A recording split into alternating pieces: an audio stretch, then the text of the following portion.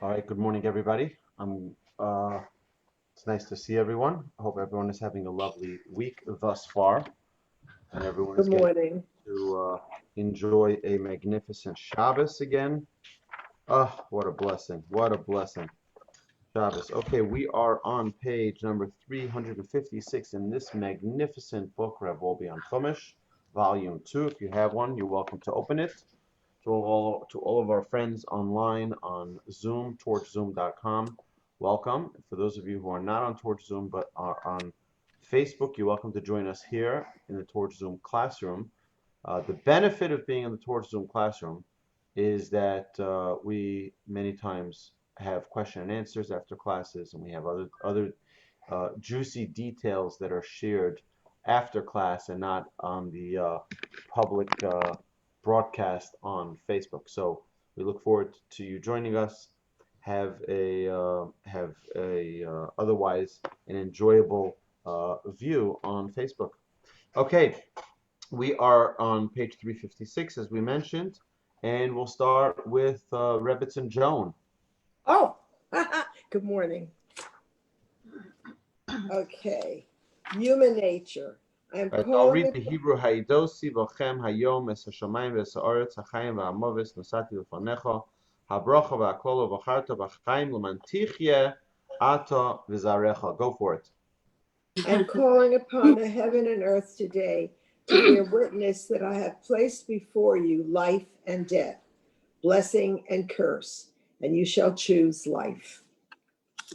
Rashi explains why these specific witnesses were chosen. Hashem said to Bnei Yisrael, gaze upon the sun in the heaven. Has it ever changed in ways? Has it ever happened that it did not rise in the morning? Gaze upon the earth. Has it ever changed in ways? Have you ever planted wheat and barley sprouted in its stead? If these creations, which do not receive reward or punishment, never divert from their course, how much more so must you, who receive reward and punishment, be sure not to steer off the course. Meaning, if the sun and the moon and the earth and right, they don't steer away from their mission, from their purpose, neither should we, right, mortal man. We should never divert from our course, and stay focused on what is important. Okay, please continue. Okay, this comparison is bewildering and can easily be refuted. We say in Kadash Levana that the sun and the earth were given exact laws and times so they should not alter their assigned task. In contrast, people and their circumstances are constantly changing. Yet, if the Torah compares us to the heaven and the earth, then there must be some similarity. In what way can we be compared to them? All right, Linda, you got to unmute. Thank you so much, Joan. Thank you. The concept of not altering their assigned task manifests itself as nature, and nature does not change unless instructed by its creator. A human being also has natural tendencies toward good and bad. Through his positive traits, he has the ability to rectify all of his negative inclinations, but the opposite is also possible. We are similar to the sun and the earth in that we too possess natural tendencies. It is up to us to recognize them and solidify them into our own nature. This was how our forefathers succeeded in serving as the Merkava of Hashem. Chariot of Hashem. Abraham, Yitzhak, and Yaakov recognized their dominant positive qualities: kindness, fear of Hashem, and truth, respectively. They grasped hold of these traits and worked with them until they became their very essence, their nature. We too have to develop an understanding of the many tendencies that lie within us and make sure that the positive attributes become our nature. Right. So, like this, um, a person has the ability to really transform themselves only once they identify themselves. Right? If a person doesn't know that they have a bad temper, they can never fix their bad temper. If a person doesn't know that they have, like Abraham had a tendency or a trait of kindness, right? And he utilized that trait of kindness to connect more to God. He says, one second, look at the Almighty, the creator of heaven and earth. Look how kind he is. And he gives to every being and he gives to every creation, even those who sin against him. God gives mercy and God gives forgiveness endlessly. So Abraham takes that as a lesson. He says, one second, maybe that's the way I should be with people, right? Maybe I should be more forgiving and more kind.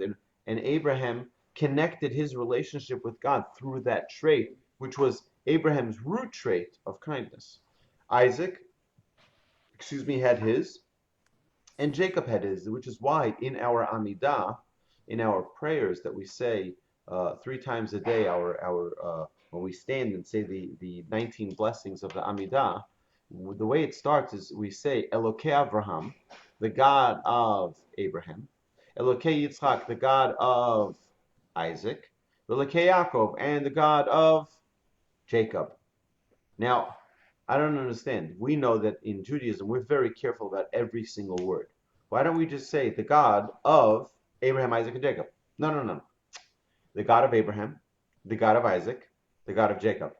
What is going on here?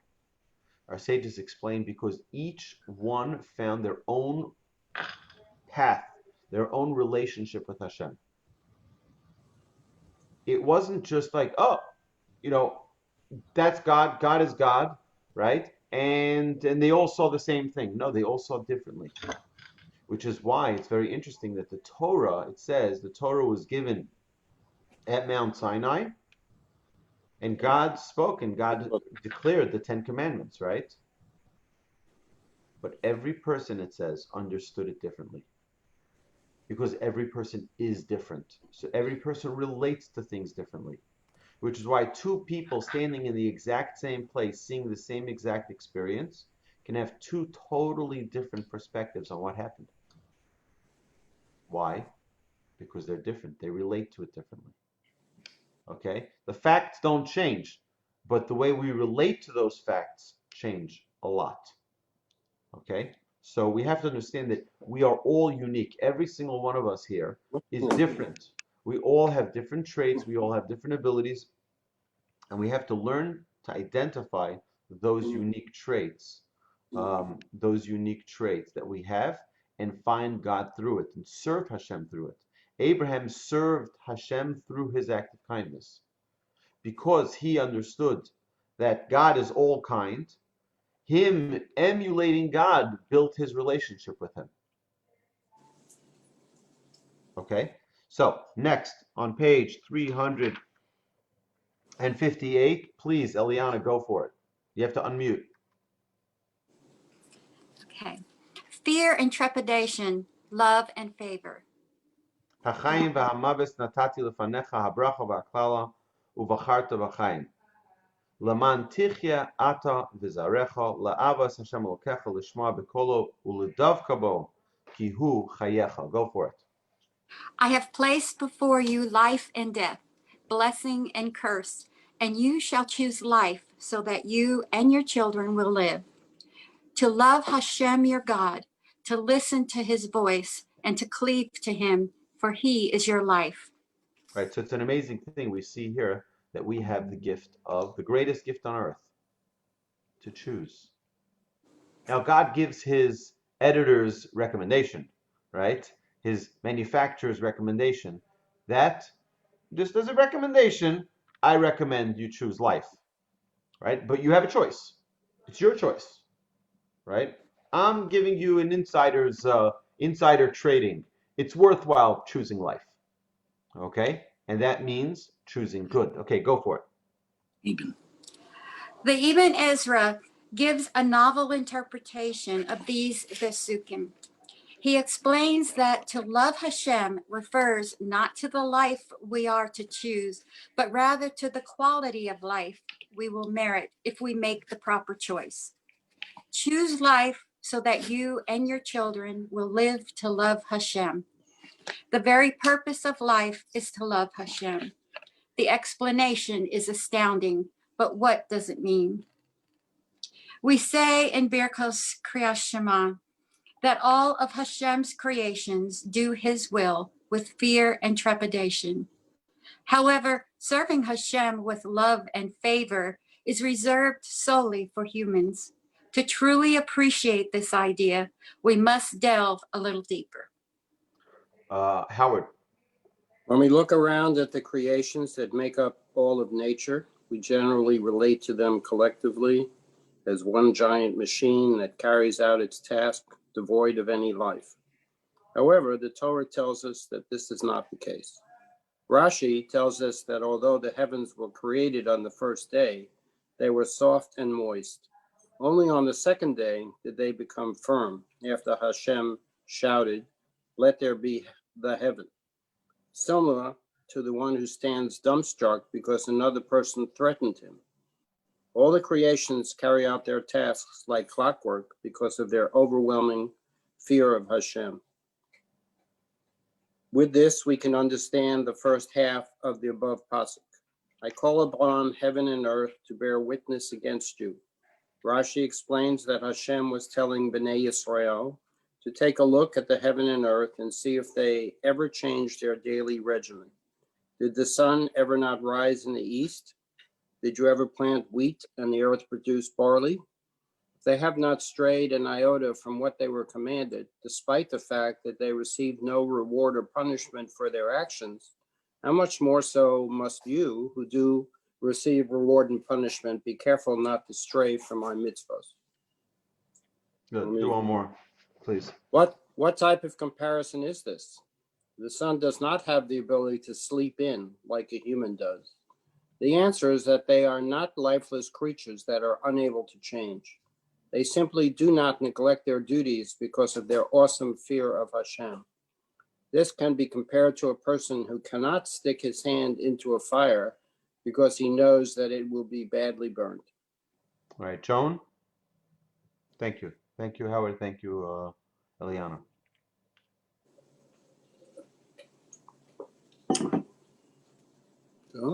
Okay, sorry. Fear is what keeps all the creations in line, and it has the power to keep us in line as well.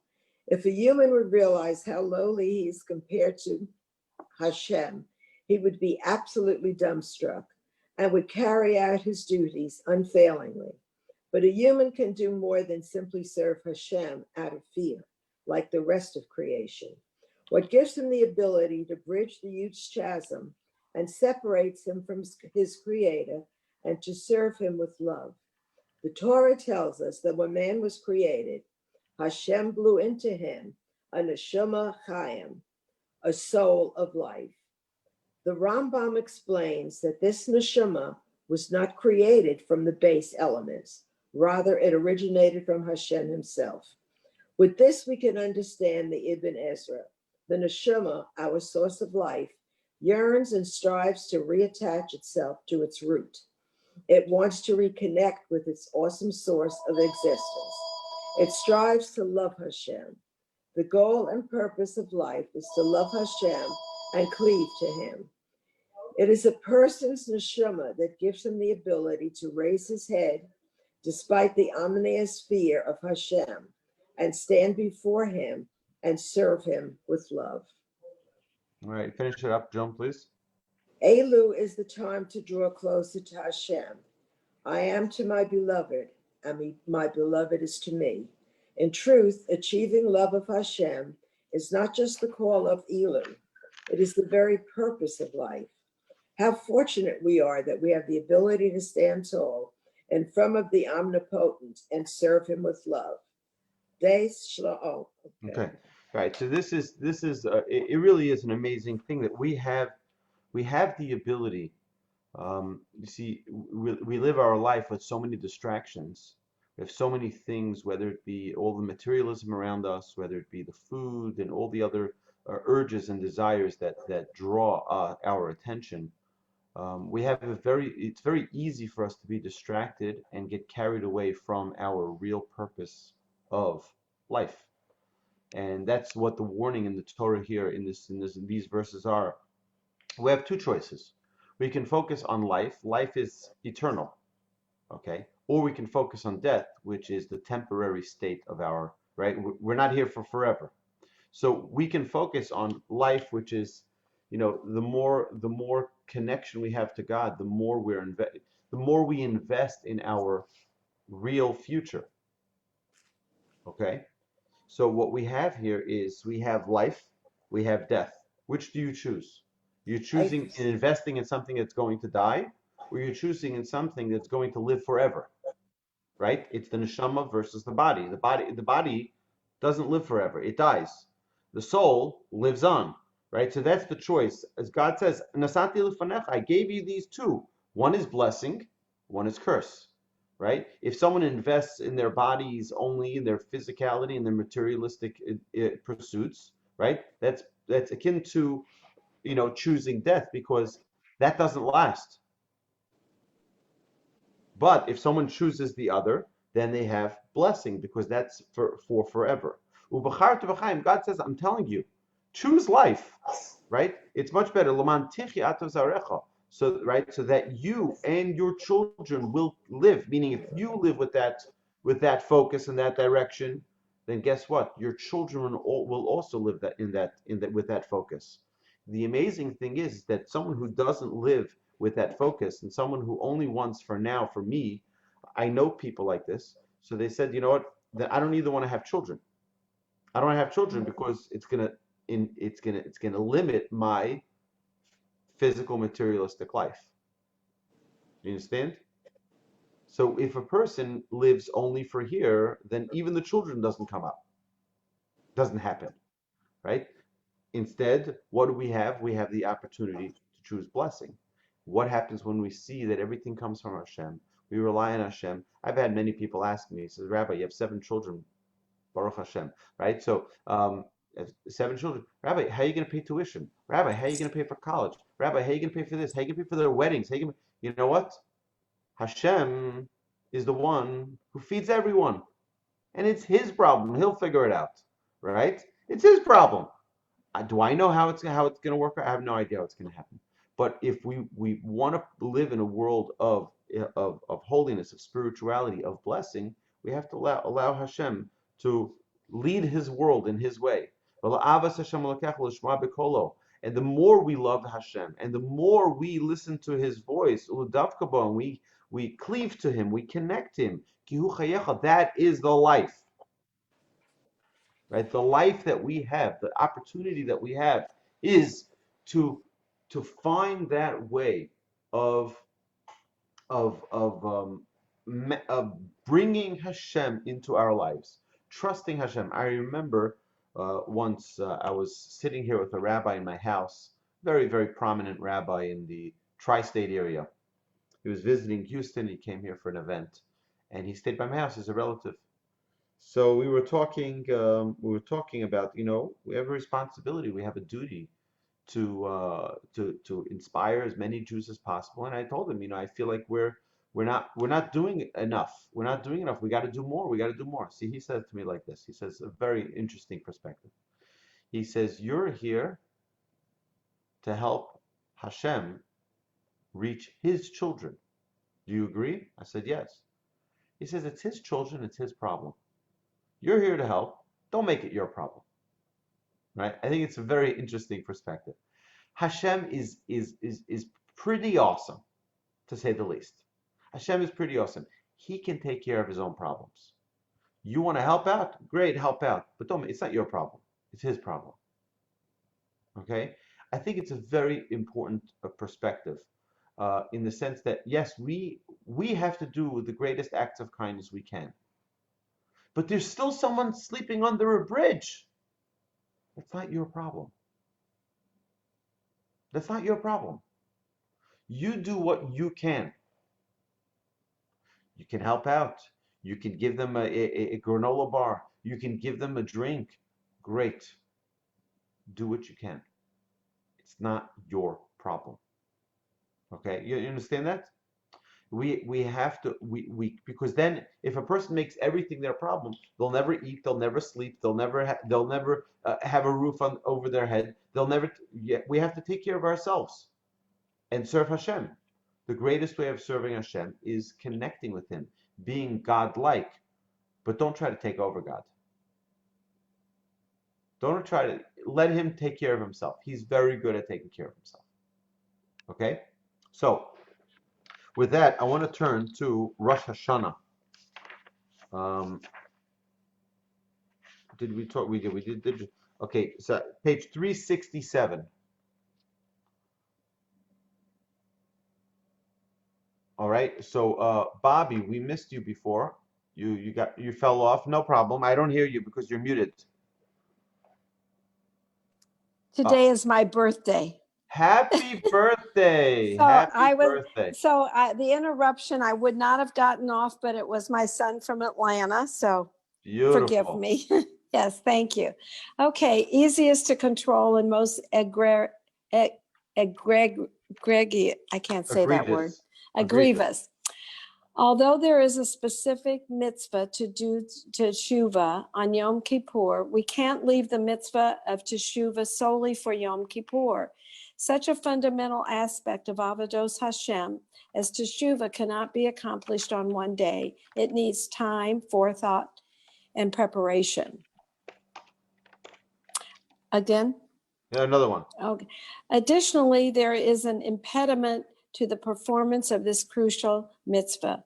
While mitzvos that involve actions were assigned set times for their fulfillment, most mitzvos that are dependent wholly on the feelings of our heart were not allocated specific time slots. Consequently, people tend to think that the fulfillment of these mitzvos sort of happens by itself. In reality, no level of spirituality can be attained by itself.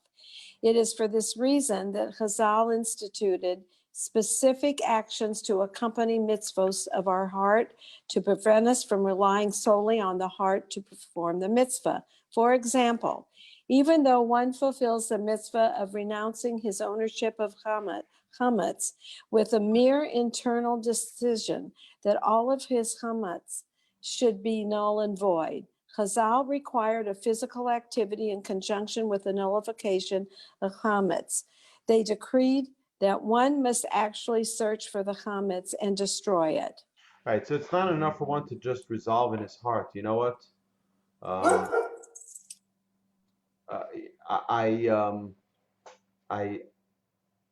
want to forgive someone, right? You have to actually do something, right? You have to put an action to the thought. It's not enough to say I want to give charity and not give it. You have to actually put action to the idea, to the thought. And when we're talking about teshuvah, we'll see that's the exception. Okay, that is the exception. Where are we holding, Linda?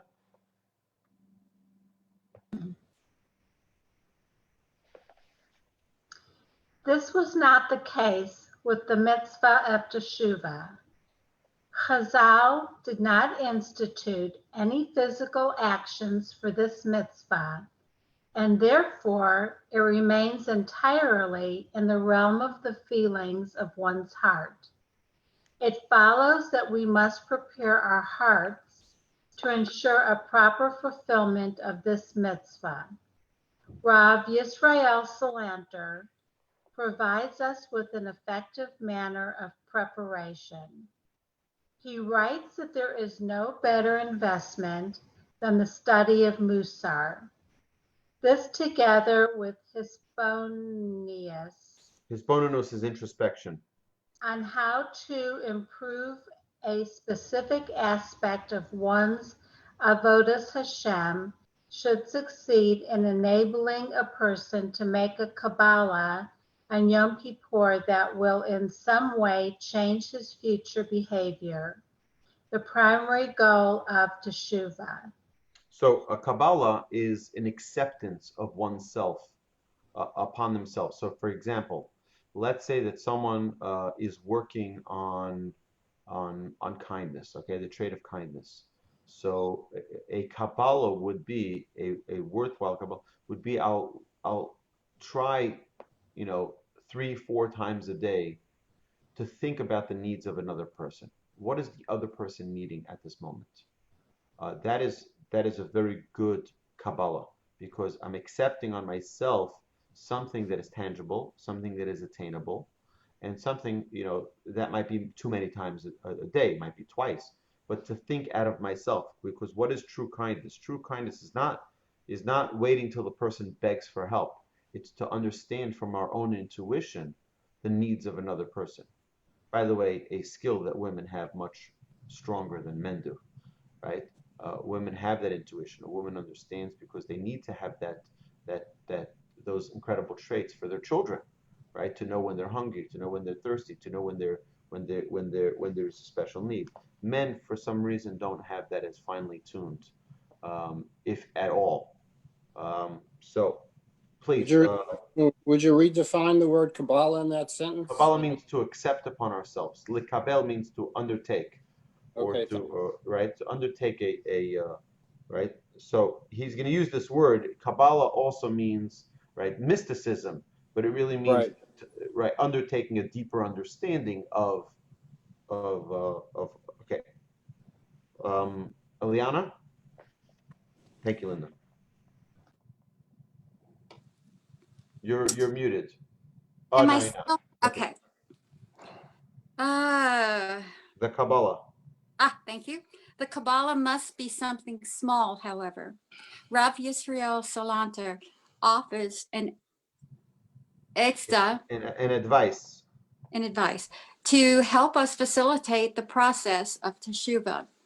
He points out that the part of the avera that is easiest to control is the most egregious part of the avera. The Avera means a sin. I don't know why they didn't translate. In the second edition, it's a note to the author, which is my brother-in-law, that in the first edition they did a lot of the translation, but in the second one, I don't know why they kept a lot of the words in Hebrew. I don't understand why they did that. I told them that I'm his biggest fan. I think this is the biggest class learning this on a steady basis. So do it for us. Do it for our class. So maybe they're trying to teach us Hebrew. Maybe they're trying to teach Hebrew. So Avera means a sin. Avera, okay. He derives this from Chazal, who tell us that the punishment for one who does not wear the white strings of tzitzis is worse than the punishment of one who does not wear the techalish strings. Right. So tzitzis. I'd like you to explain the difference. One second. Let me just explain. Tzitzis is the strings that are worn on any four-cornered garment. I have tzitzis right here, as you can see. Right. I always have my tzitzis out. Now, techeles is the blue string. Right. Oh, okay. The blue string I don't have. We, for 2,000 years, have been exiled from the land of Israel, and the tradition of the blue string was broken because we weren't in our land. We weren't able to attain that blue color. So today there are many, including my brother, who believe firmly that they have an understanding of exactly the original techeles, the original blue, that was the blue dye, and how it's made and where it comes from, etc., etc. But it has not been accepted widely to reinstitute that blue, because once there's a break in the tradition, you cannot restore it in a way of mandatory for everyone to do. So we don't do it. I don't do it. But the mitzvah, what he's saying here is the mitzvah to wear the white strings of tzitzis is greater, has a greater punishment if one does not wear it than if one does not wear the blue string. Okay, this is because. Sorry. This is because there is a bigger Yetzer Hara not to buy techeles, because it is more expensive. The white strings are inexpensive and therefore an easier aspect of the mitzvah to fulfill. Similarly, for some, the punishment for not studying Torah on Shabbos might be more severe than for not studying during the week when one is busy with his livelihood. The avodah during Elul should be to work on finding the easiest aspect of our avodas Hashem to rectify. This will enable us to make a Kabbalah on Yom Kippur that will be sustainable, while at the same time saving us from more severe punishment, God forbid. In this way, we can reap substantial benefits from Elul and Yom Kippur. So, thank you very, very much. So, what I want to just end off with here is as follows. We like to think that in order to succeed on Rosh Hashanah and Yom Kippur, in a good, positive judgment for the year ahead, that we need something grandiose, that we need something so amazing, something big, something that's going to make an impact, right? Today, everything, it's an amazing, if you look at the news, every single day, there's breaking news, news alert, right? This just in, every single minute, they're trying to, right? So what happens? Eventually, we just tune it out. Right. We just tune it out. It becomes nothing. That's not the way we grow in Judaism. We don't try through big things, through big announcements to grow. We do through very, very small, concrete steps. And what we need to do is before Rosh Hashanah, which is in a week from tomorrow night, is to sit down and think, what is something small that I can change in my life? What is something small that I can do differently in the coming year? Something small, very small. Something that's almost insignificant, it's almost unnoticeable. Because that is something that if it's something small for you, it's something small for the Yetzer Hara. And the Yetzer Hara says, you know what? There are bigger fish to fry out there. I'm not going to go after this person with this small thing. Let me go after someone. It's like the police officer. I mentioned this before, right? The police officer doesn't give a ticket to someone driving 3 miles over the speed limit. He says, I'm looking for the chazer who's driving 30 miles over the speed limit. Let me get that guy. There are bigger fish to catch, right? It's not the small ones. The small ones it's not significant. Leave them alone, right? The big one. And that's what we're trying to do. We're trying to be just a little bit, just take something small. Think of something really small that you can take upon yourself this coming year. That's concrete, not something big, to make a change in our lives. All right, my friends, have a lovely day. Thank you very, very much. Have an amazing Shabbos. And we have, again, 9 o'clock tomorrow, torchshofar.com. And then we have the Thinking Talmudist tomorrow also at noon. We're looking forward to seeing everyone at all of those programs. Have a great Have a good Shabbos. Have a Good great Shabbos. Good Shabbos, Thank you, Rabbi. everybody. Thank you. Thank you. Thank you. Rabbi, Bye, Thank- everybody. stay on a minute.